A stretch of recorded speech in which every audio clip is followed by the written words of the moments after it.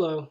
I wanted to make a short video to address some of the questions in this week's discussion board assignment, just in case you were a little bit confused.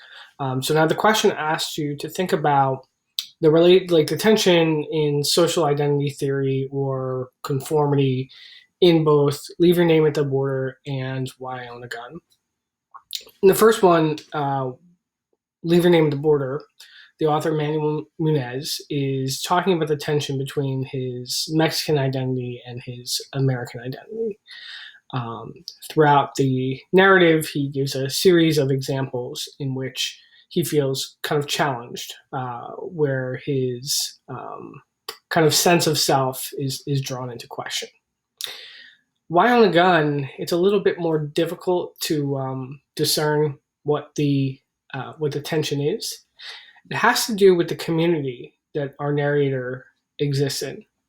Jillian Weise is somebody who is very educated.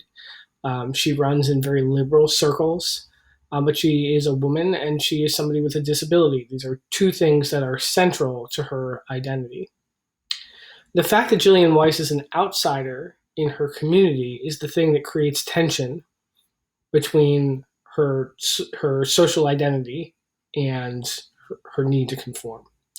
So I think the best example of this is the scene where she's talking about sitting down to dinner with people who she works and studies with.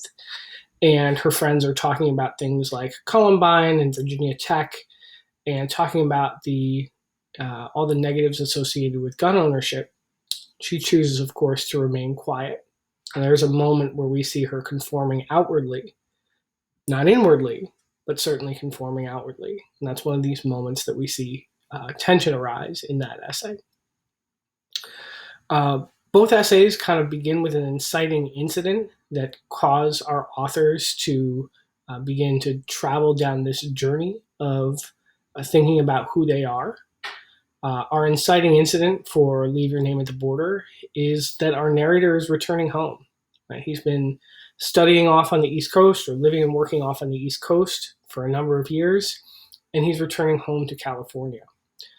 He also experiences some instances of racism in the airport, which lead him to question some of the ideas that he has about his own identity.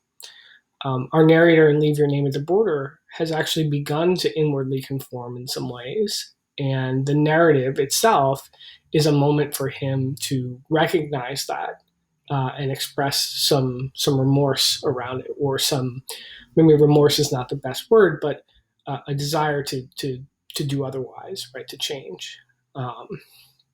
The argument in Leave Your Name at the Border is that assimilation is okay to a degree, but it's important not to lose your culture, right? It's important not to lose who you are.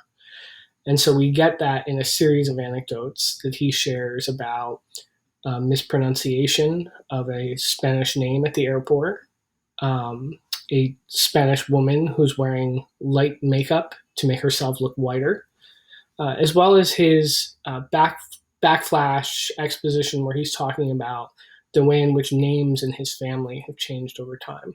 Right? So he's expressing this tension that exists both within himself, but also outside of himself. And the inciting incident, right, that causes this to come into conflict is that he's coming back home. He's coming back to a place where his racial or ethnic identity is more important to the community that he lives in.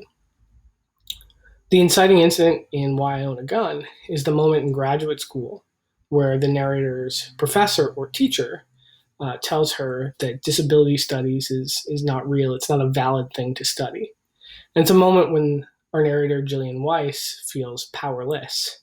And so moving forward, we had a series of anecdotes in which the author balances experiences of powerlessness with her drive to feel power or empowered, which for her leads to the conclusion of gun ownership.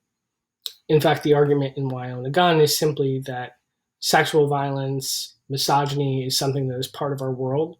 Our courts, our school systems, our policies have not been able to adequately deal with it. And so women need to be able to protect themselves.